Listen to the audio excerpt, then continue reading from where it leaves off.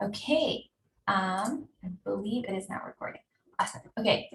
Hi, everyone, and welcome to APS webinars. The title of today's webinar is Engaging and Organizing Your Community Around Issues That Matter, the 12th broadcast of our Engaging the Public Through Science webinar series.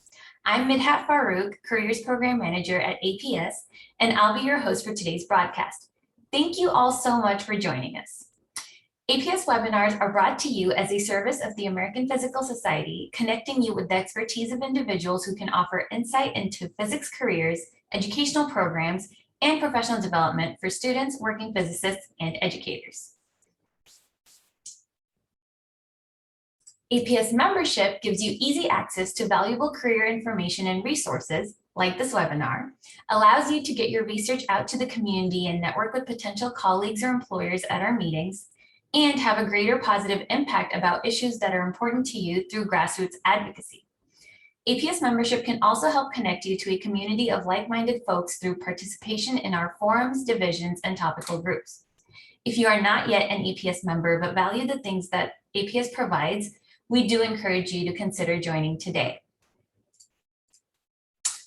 So in today's webinar, we will discuss how to start authentically engaging your community and organizing people around issues or causes that you value, the importance of storytelling, how to fight the fatigue of an overwhelming number of issues to care about, and how to hone in on your audience.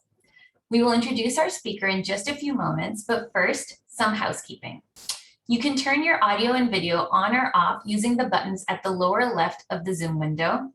You can also use the arrows by these buttons to manage audio and video settings. This webinar will be recorded and will be available on the APS webinars website. After the presentation, you will receive an email with a link to a quick survey. Please take a moment to give us feedback so that APS webinars can improve its ability to provide you with these valuable resources. If you have any questions, you can type them into the Q&A Padlet board, which you can access by scanning this QR code or by following the link in the chat. You can submit questions at any time through the Padlet board, and we will do our best to address all of them during the webinar. Lastly, before we dive in, I wanted to mention that the last talk of this series will be held next week on Monday, August 9th. But no worries, because we're also launching a new webinar series called Working in the US, Career Development for International Physicists.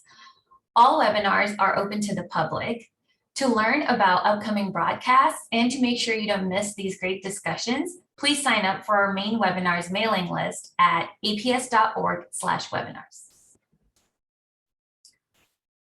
And so with that, let's get started. I will introduce our wonderful speaker now. Callie Pruett is the Senior Strategist for Grassroots Advocacy and Registered Federal Lobbyist at the American Physical Society. Before joining APS, Callie was a campaign professional working at the highest levels of congressional and gubernatorial campaigns throughout the American South. Callie has a degree in the Sociology of Social Inequality from Appalachian State University, and her graduate work is in human rights at Southern Methodist University. I'm so excited to welcome her today. Callie, please take it away. Hi, everyone. Thank you so much for joining. I am so honored to be with you today, to be able to speak with you about something so important and dear to me, which is organizing your community around issues that matter. I am just thrilled to have been welcomed so warmly by Midhat. Thank you so much. And thank you to everyone, Erica for making this happen, and Claudia, who's not here, for setting all of this up. So let's dive in. I am going to share my screen and we can get started. All right. So as we said, this is engaging and organizing your community around issues that matter. And I really wanted to open up with a quote that will help ground our thinking as we start to dive into this topic. And so the quote that I chose is, "It is necessary to begin where the world is if we are going to change it to what we think it should be." One major challenge in organizing is wanting the whole world to see why your issue is so important. But being an effective organizer means that the key is to meet people where they are. And so the most impactful leaders are the people who help you understand why issues matter to their lives, their livelihoods, families, communities, and not dictate simply that they do matter. That's something that is so critical in thinking about these issues, and I'm excited to be able to share that with you today. This quote, I will say, as you may know, Saul Alinsky is a rather radical activist, but who was very, very successful. So I'm trying to take tactics that will be applicable in whatever you choose, whether it's your community, your local city council, your state, your federal level Congress people. All of this, I hope that you'll be able to use. So as we start there, I want to make sure that we keep in mind a few things as we begin. The first is that you don't have to be an expert to be a great advocate.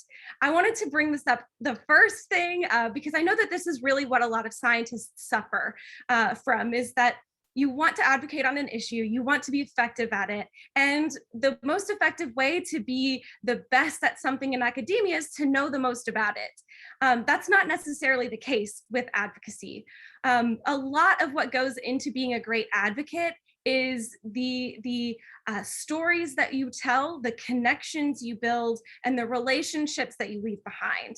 And so you do not have to be an expert to be part of this project that we will be working on today. I want you to focus, as we think forward on this, on accessibility of your message. This is also really important to scientists, particularly something that I deal with every day is that we have lots of amazing advocates who go into these meetings and want to really cite the facts and figures and the deep science behind some of the things that we advocate for and lobby for. And I tend to let them know that that's not what they need to be focusing on, that we want it to be accessible for even a recent college graduate who's a brand new staffer in an office, or maybe you're talking to the person down the street and you want to make sure that, maybe you're a physicist and they're an accountant and you want to make sure that your message is something that is really accessible to them. The third thing is that education is not going to be our end in this particular webinar. There are lots of amazing public engagement campaigns that focus on educating the public. And what I would like for us to do today is to make sure that we're thinking toward an action. That's a lot of what this grassroots organizing, community organizing is about. So most of the time, if you're thinking about educating your friends, your colleagues, the general public, I would like you to take that the step further today and be thinking about the actions that we could take. And then finally, that as we're thinking about this, advocacy is different than a club or an interest group. So in a club or an interest group, you're trying to gather together like-minded people who are interested in the same things. In an advocacy campaign, you are trying to reach people who are very, very different from you. You're trying to reach people to bring them over to your cause. It's a sales job, really. And so I really wanted to kind of make sure that we thought about that as we move forward. So this will be a really interactive webinar. I want us to be thinking about a topic at the top that you can take as your thread throughout this. We will be exploring that. What I'll call this later in the program is your what. And so that could be, I have a few examples of what your what could be if you can't think of any. Climate change, research funding, sexual harassment, school funding, criminal justice reform, homelessness in your local jurisdiction, voting rights, taxes, or conservation. I wanted to give you enough kind of examples to be able to thoroughly flesh out what your project and your what could be. So that's what we're going to here. As we move through this, we will be kind of going through your what, your why, your how, and your who. And I feel that breaking these down into their pieces can help us hone in on the best ways to advocate for the issues that matter to us. So figuring out your what can be a lot harder than it sounds. What do you want to advocate for or on behalf of? So is this something that excuse me, things to consider when thinking about this is your what specific enough? And what I mean by that is, if you say, I want to tackle climate change, but you don't kind of hone in on, maybe you care about specifically fracking. It's hard to kind of galvanize people around something that's incredibly broad. And so is it specific? Is it relevant to my community or to the people that I want to speak to? And so that's something that we want to consider. And is it something that we can have an impact on? You can't advocate for everything. There are lots of things that take federal agency action, that take rule makers, that it's a lot harder to kind of advocate for.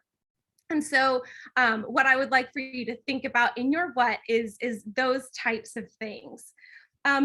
One of the best things about thinking through what your what could be is, you could have an amazing meeting with a staffer on something that you really care about. But if you leave them behind without a message, a clear what are you asking them to do, it can become really difficult to make the impact that you want.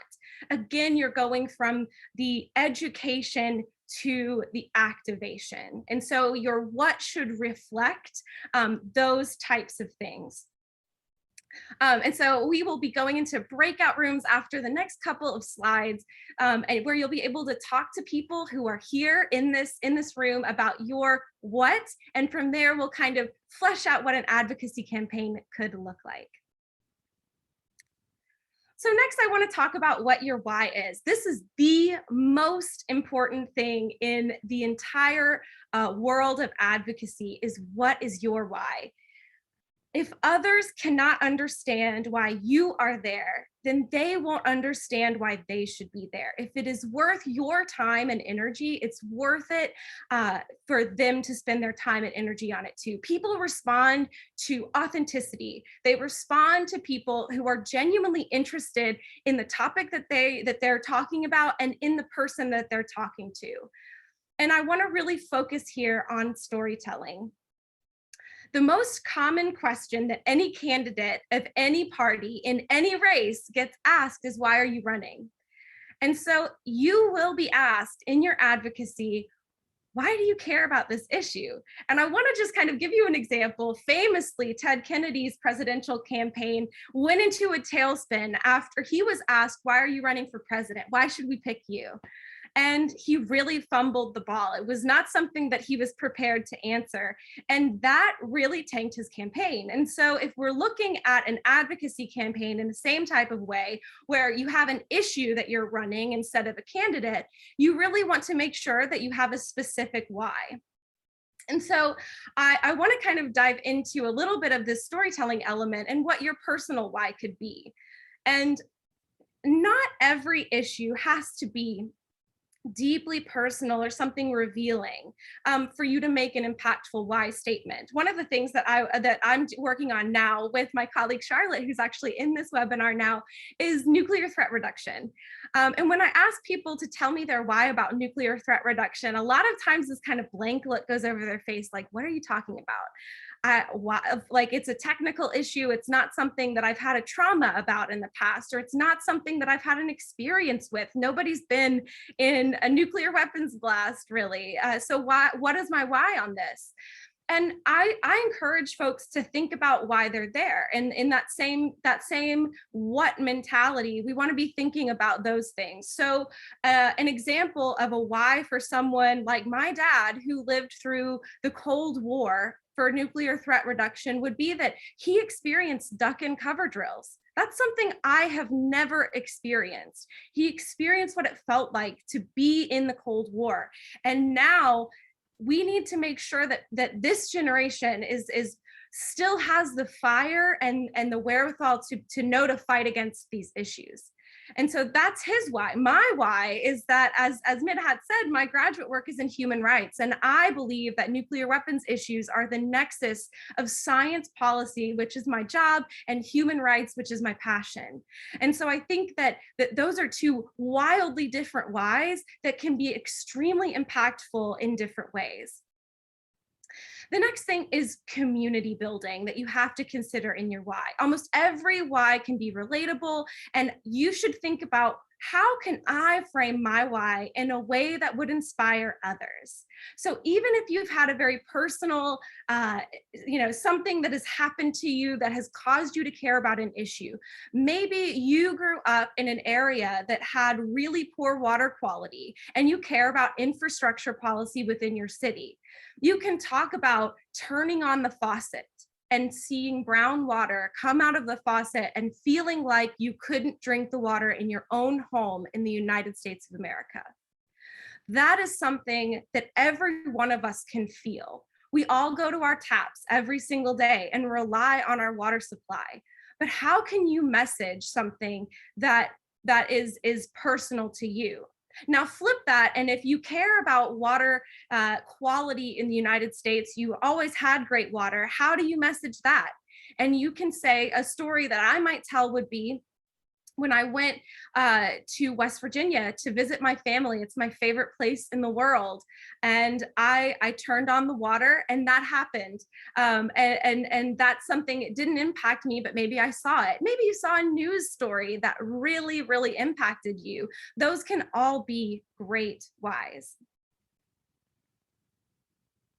So a couple more points on storytelling. Stories are at the heart of the human experience, and they're at the heart of truly great advocacy. I would encourage you to think back on some of the most impactful organizations that maybe have inspired you and why they inspired you.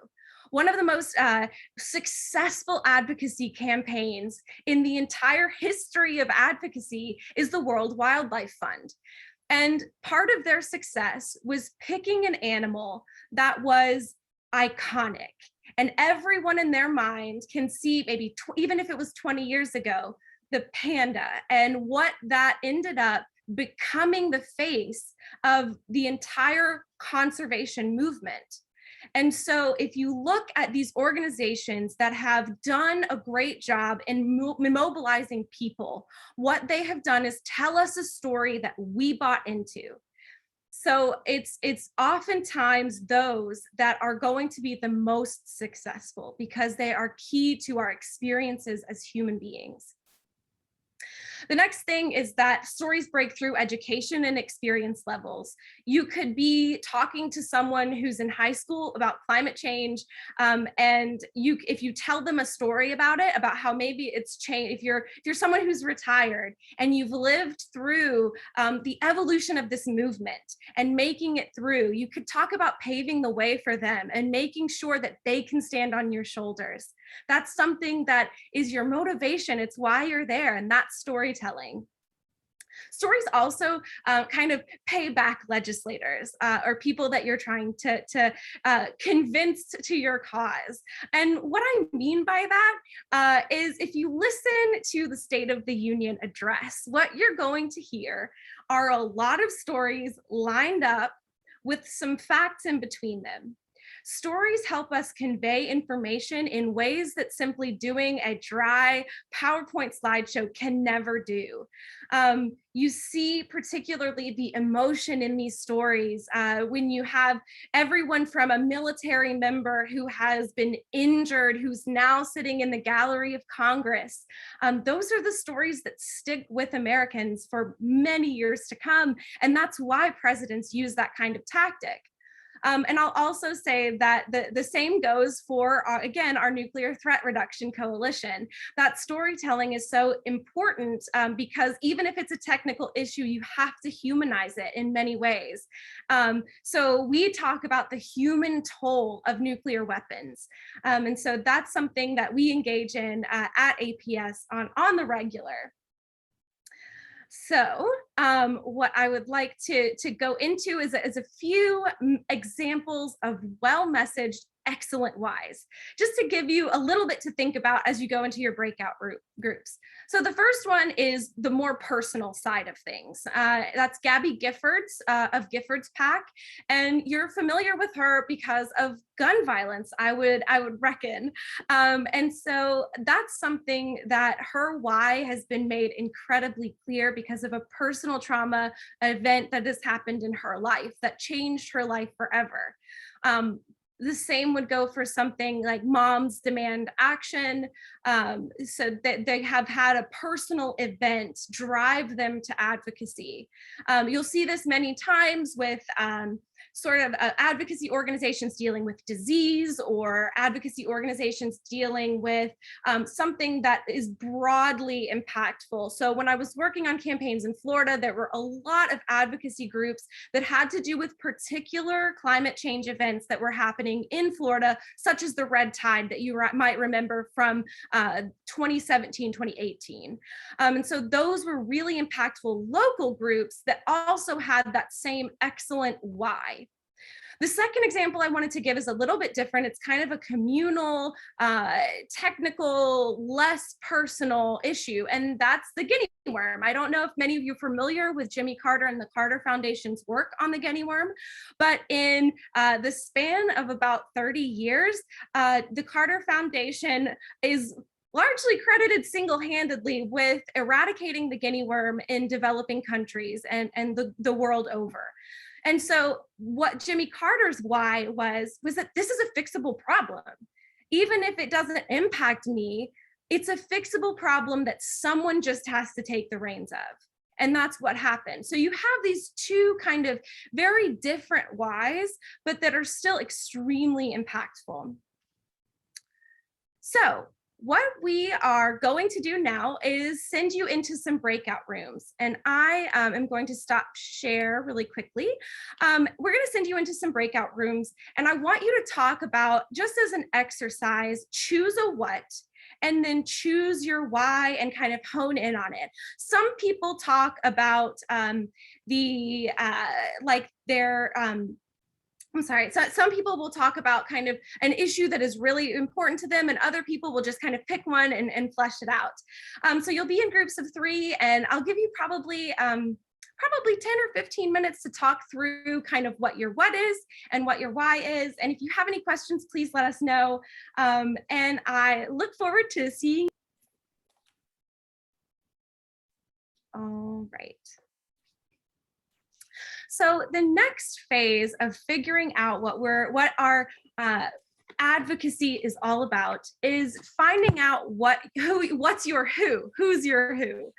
And so one of the hardest things, I think, is finding your audience, and considering that is something that many organizations at their start don't even think about. They just say everybody should care about this, so I'm going to start an organization and I'm just going to throw my message out there in a non-targeted way. There is an entire graveyard of nonprofits, of organizations, and of good intentions that fell victim to not knowing who their who is. So advocacy has 2 audiences. This is kind of similar to our advocacy at APS. I have an audience of our membership, and I have an audience of our people in Congress and the administration. So it's the people whom you hope to mobilize and the people whom you hope to impact from the motivation or from the mobilization. And one of the difficult things of this is making sure that those match up. That's something that is what we want to do. There are lots of people who want to engage maybe somebody who's revolutionary to lobby the government, and that's an audience that doesn't match up with who you want to impact. It's not effective to go into Congress and say, well, I don't believe in the institution of Congress at all. So it's the very ineffective pitch. So it doesn't mean that your message is the same to both of those people. It just means that it should be consistent. And many times, a great way to figure out who your who is to think about your personal brand. and to think about who you appeal to. I think that many millennials already think very much about their personal brand. I think it's been kind of nailed into us from a very early age to figure out who you can speak to and who your audience is. And so I will take just very briefly a chance to let you know how I found my audience, because I do advocacy work in my personal time and on my personal social media accounts. And so I pulled a couple of stats for you. So 53% of the people who follow me are ages 23 to 35. And 70% of the people who follow me are women. And so I can learn so much just from those two things. And so I tailor a lot of my messages to be appealing both visually, aesthetically, I use memes and things like that because young people respond to that. And that's my audience. Now, maybe you aren't social media savvy, maybe that's not your area of expertise, but I think that you can get an idea of maybe who you might appeal to and who you might be able to mobilize. I'll give you an example. My dad is a 70-year-old white man. He is a just kind of a regular old country boy. He is a bluegrass musician, which is why you see the banjo here. And my dad is really interested in the Black Lives Matter movement. And my dad also knows that he can appeal to an audience that I could never appeal to. An audience that's much older than me, that might disregard what young people say, or might be kind of just a little bit stuck in their ways. And so my dad goes to protests with a sign that says "Can the Klan." And so he knows that like those are the messages that are going to appeal to people who are like him. And a lot of times that's who our core group can be in the beginning, is if you find like-minded people who can bring a diversity of thought, then you can get to a further outreach of even more types of people. So I think that finding your who is a real point in advocacy of self-reflection. And so that's something that I would encourage you to think about in the context of your what and your why. Not clicked in here. There we go. So I wanted to give you a couple of great examples of organizations who have fantastic who's. And this is kind of like an association game. And if I can throw out the National Rifle Association, I bet that you are thinking of a type of person, of an audience that they are looking to engage. The same thing with Planned Parenthood. I bet that someone maybe in a pink hat who went to the Women's March, that's kind of what you're thinking. Their branding is all pink. And so they're very geared toward women. And so that's something that you can really think about who their who is. The last one here is so those both are quite polarizing organizations. I think it's important to think about those because some issues, it's the reality of the world we live in, are polarizing. So the NRA, Planned Parenthood, polarizing. But I threw out the Sierra Club because I think that that has a lot more diversity of people, but you can still kind of have an archetype of who their audience is. A lot of times these organizations will develop that brand so that as they grow in reputation, they become kind of more standardized. But the Sierra Club really started out with like a very particular type of person in mind. And so those are just 3 examples. I'm sure you can think of many more of people where if you say the name of the organization, you can think of the audience immediately because their messaging is so on point. So from here, the natural last question we're going to ask ourselves is how. And this is the one with just limitless options. I think that this is the most fun one when you're organizing people. How are you going to engage these people? How are you going to make sure that they're engaged on these issues, that they join your cause, that they feel ownership in your cause, they feel responsibility to your cause? So locally, I've recruited poll watchers, and nationally, I've organized meetings for senators, and it can all be done with these types of organizations. So you have letter writing and email writing, phone calls, social media campaigns, office visits, and policy papers. So how do they benefit your ultimate goal?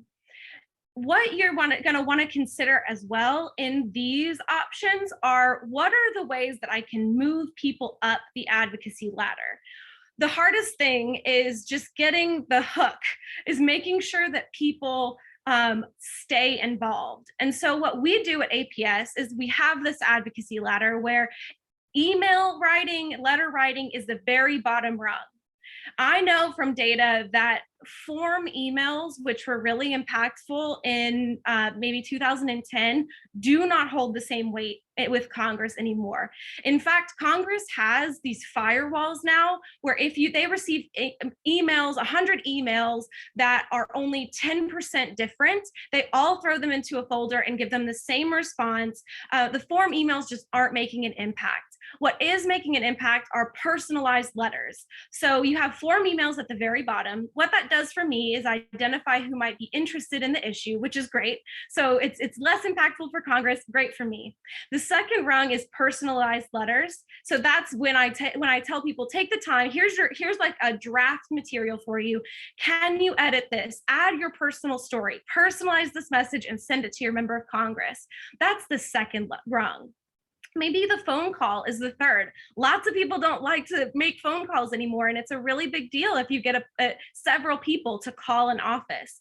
So thinking in that way, where you're getting one small action and then you're getting another that's slightly bigger, bringing people in. It's reeling them in through these small, impactful actions and making sure that they're moving up the ladder.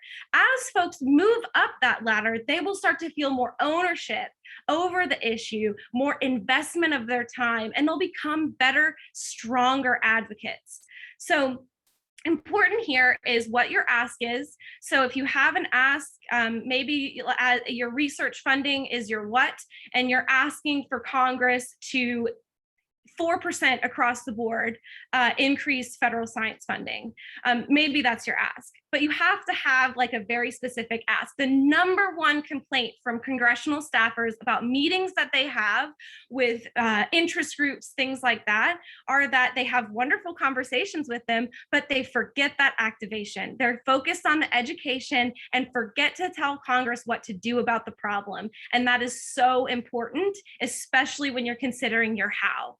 So if you're giving people something to take action on, give them something to deliver to Congress as an ask that you can follow up on.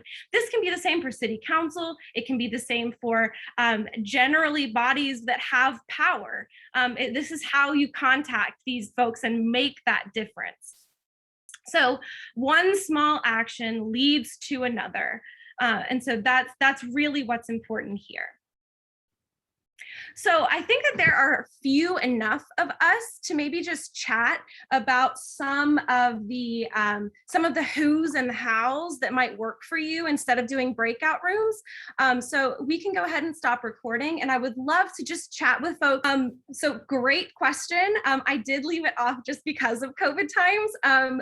I think that especially if you are working on a community project, maybe there's an ordinance dealing with homelessness that you want to make sure is your opinion is viewed on it. Activating your neighbors on the issue and educating one-on-one can be super impactful. There's a reason that campaigns employ this tactic. It's because it really, really works. But you have to have the manpower to do it. If it's a congressional campaign, gubernatorial campaign, our standard was 7 knocks on a door to make sure that we got our message across. Now, maybe 4 of those, we didn't even run into the person and we just left literature, but 3 times we spoke with that person on the issue. And that was kind of our standard procedure. So it can be very time consuming, but if you have a group that is energized at a local level, I think that is one of the most impactful ways to get your neighbors engaged. Hopefully that answered your question. All right. Moving into the next piece, which is breaking through the noise. This is something that we hear about all the time. There's so much to care about. How do I make sure that our issue gets the spotlight that it needs? Or there's so much to care about. Why should I be working on science funding, or why should I be working on this issue? This is something that every issue campaign is dealing with on a day-to-day basis. So there's I call it disaster fatigue. You can care about so many things, but you only have so much energy.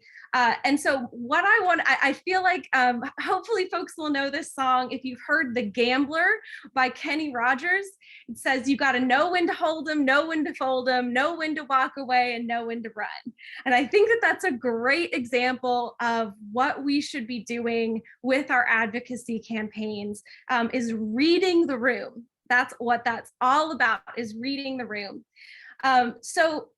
This would be tying your issues to the top issues of the day. So climate change is the best at doing this because there are so many things that are happening on a day-to-day basis. There was tons of mobilization around climate change when the ocean was set on fire. Those are the types of things that they can tie easily to a news hook, and be able to put forward their message to their membership or to the people that they cared about. You also have to kind of find your vein in this. And I'll give you an example of APS's advocacy during early COVID that I feel like illustrates reading the room. So when everything was shut down, everything was the world was changing during early COVID. We stopped all of our advocacy because obviously we didn't want to seem like we were totally out of touch, like we didn't care what was going on, or like that we just had no idea what we were doing. So we stopped our advocacy, but we knew that we still had work to do. And so what we did was found an issue within COVID that we knew was impacting our community. And that particularly was graduate students who were on federal grants who had to stop their research because of COVID and who weren't going to have those grant extensions at the time. So APS put all of our energy into making sure we got these grant extensions. So we were still advocating for science, still advocating on behalf of our membership, but we read the room and we tied it to a top issue of the day. It was extremely successful. We were able to secure that funding for graduate students. That is something that graduate students are having research. If they were on federal grants, they have the money to finish those projects, which is amazing. But that's an example of reading the room. We have to be agile when it comes to advocacy. We cannot be stuck in one way or another. And we have to be willing to abandon something that's not working. If there's a campaign that you've launched, or if there's messaging that maybe you worked really hard on, but it's not resonating with people, you're not seeing a change, then advocacy has to be flexible, and it's incredibly important. Sometimes also it's beneficial to not do something rather than to do it poorly. Within the advocacy community, your reputation does matter. I mean, this is just the workings of being a human and being in the advocacy world. And so your credibility does become really important to what you're doing. So stop and think about every piece of advocacy that you put forward. If you tie it to a modern issue of the day, make sure that it's in an appropriate way. And so I think that a lot of folks might take this and say, oh, well, we can tie it to this and make us the star, but that's really not what I'm saying. APS also advocated still making COVID the main issue, but we kind of had our little tangential issues. So we weren't saying science funding is more important than restaurants staying open, but we're here and we do need help. I also will let you know just generally about a news item that we had to be agile with, an example of being flexible. Our congressional visit day, the biggest one we have in the year, this year was the first week of February. So it had been less than a month since the Capitol insurrection. And so 2 weeks after the insurrection, we were asking staffers for meetings for science. And so we had to be very, very appropriate in those requests. We had to be kind. We had to change our tactics a little bit. Usually we can be quite pushy with staffers and say, hey, just bumping this for you 3 or 4 times.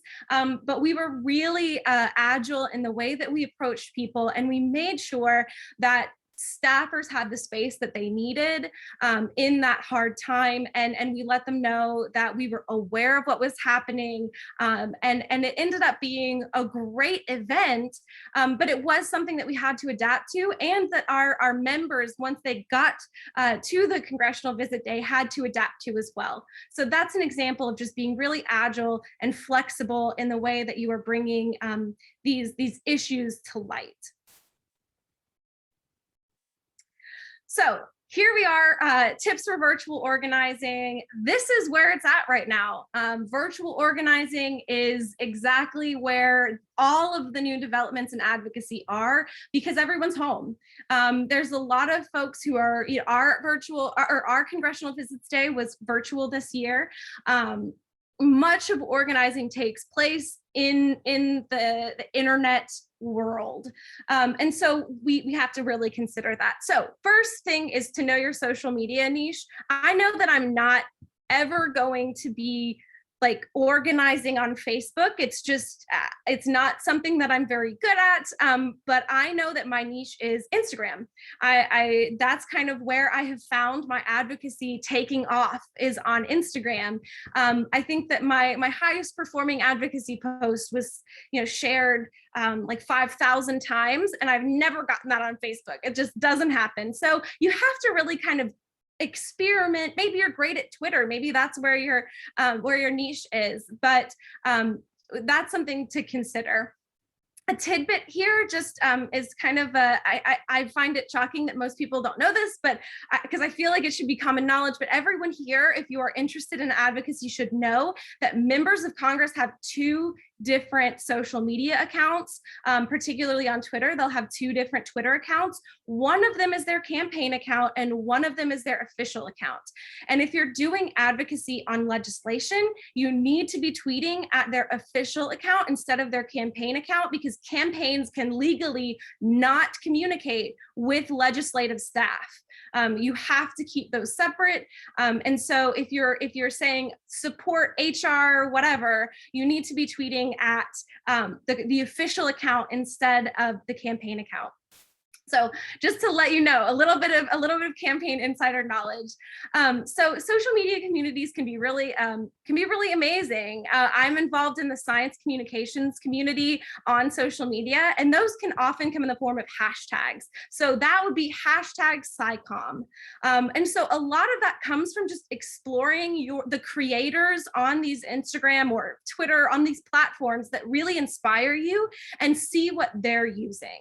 And so that's something that can be really beneficial. Another way to kind of figure out your social media niche is to work with other people, to partner with people. That's how you get notoriety a lot of times. Maybe you want to raise awareness about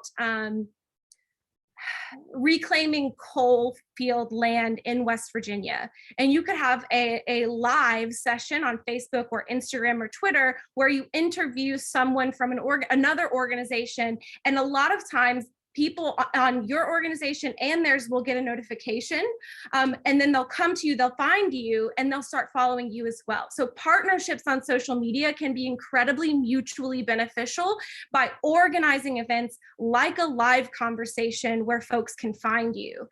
So that's kind of where you can find your niche. I hate to say it, but the second note here is that branding is king in 2021.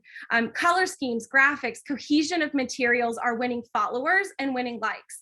I will say that's not always the goal, but if it is the goal for you, branding can be very, very important. If your goal is just to simply organize a small community, or if you feel like that's not your audience, if your audience doesn't care about those things, that can be something you set aside. But if you're looking to gain followers and likes, that can be a really important tool in doing that. I would invite you all to kind of, if you're interested in an example of that, I will drop my Instagram into the chat here in a minute, so you can take a look at kind of what my brand is. And maybe honing in on your personal brand that could end up helping. The next thing is consistency. The algorithm is very complicated, but one of the things that gets you bumped up in algorithms on Facebook, Instagram, and Twitter, the big three, is being consistent in your posts. So making a schedule, sticking to it, even if you're just reposting or retweeting, it will bump you up in the algorithm. Same thing with using hashtags. That's really, really important. And so that's something that is going to help you in the future if you are consistent. The next thing, final thing, is interacting with others. If you follow people who have similar interests to you, comment on their posts, like them, save them, share them, because if you're interacting with people, that also helps you in the long run, just with social media. So if you're a user on Facebook, now they have features that say that you could be a top constituent. Like if you go to your Congress member's page, comment on what they're doing, like what they're doing, post on their wall, you can earn stickers that say that you're a top constituent or a very involved constituent. And that is a real way to get noticed by members of Congress if you're interacting with them. And this is particularly on Facebook, is where you can earn these badges, I think is what they're called. And then something that's not on here, but that I think is really important, particularly as the social media world is in a big upheaval and a kind of a revival of what's going on, is staying up to date on the best practices. So something that was announced last month is that Instagram is no longer a photo sharing app. That's verbatim what they said, and they released new best practices for what they're doing, what to do to gain followers and notoriety on Instagram. And it was instead to make reels, which are 15 to 30-second videos, to do live videos, to go beyond just a graphic or a photo. So that was a shock to many of us in the Instagram community, but the evolution of social media is being heavily influenced right now by TikTok, which is being massively used by Gen Z, and some younger millennials are also using it. There's a lot of political interest around TikTok, but regardless of what we feel about the political side of it, it is heavily influencing what's going on with Instagram, Twitter, and Facebook. So keeping up to date on best practices is really important, particularly in this time. Let me make sure that I got through everything there. I wanted to make sure I had everything. I wanted to end with this quote, and then I'd love to kind of dive into a little bit of conversation as we finish out this. Glenn Greenwald is a columnist, and I love this quote, that significant and seemingly impossible social and political change happens more often than we think, and it happens more rapidly than we realize.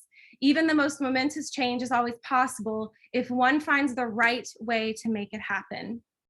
I think that's what we should take away from this, is that it does take energy and time to be an advocate. But if we learn our audience, if we hone in our message, if we figure out who, what, how, and why, then we can rapidly change what happens in our political and social environments. And what we've talked about today is how to do that. I hope that you leave believing a little bit more in yourself as a community organizer and believing that you can make a difference. There are lots of ways to do it, whether it be writing letters together with a group of your neighbors or activating on social media. There's a myriad of ways to make a difference and to get your message out there. All you have to do is start by putting the thought into it. I think that the graveyard of lost causes is mostly filled with folks who had good intentions but didn't think through their process. And what I encourage you to do today is to truly think through your process and to become the advocates that you can be by being empowered by those things. Your armor and your ammunition is going to be those questions being answered. I'll stop sharing my screen, and I would love to take your questions. I know we only have about 10 minutes, and I, again, thank you so much for your time, for being part of this. this is my favorite thing in the world to do, is to interact with people who really, really care about their communities. So I welcome your questions now. Just a reminder that we are still being recorded. So if you do not want to see your question out loud, please feel free to submit it through the Padlet link in the chat. Thank you, Midhat.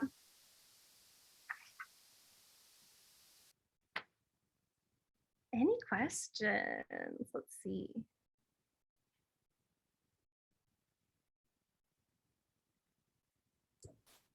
While people might be typing in their questions, I also want to remind everyone to please, once you leave this session, you will be getting a survey. So please fill out that survey. It really helps us to continuously bring you material that you're interested in. And I also want to remind people that the last broadcast for this webinar series is next week on Monday.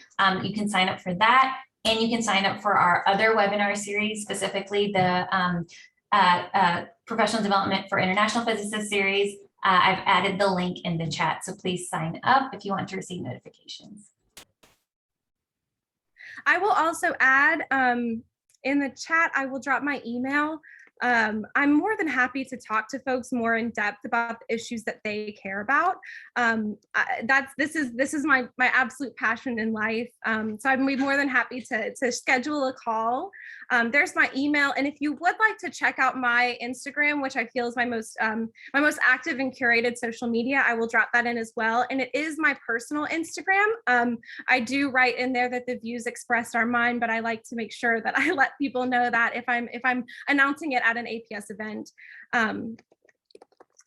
But I do think it can be helpful to find an example of what you might be working toward. And so that's why I like to share it. Any questions?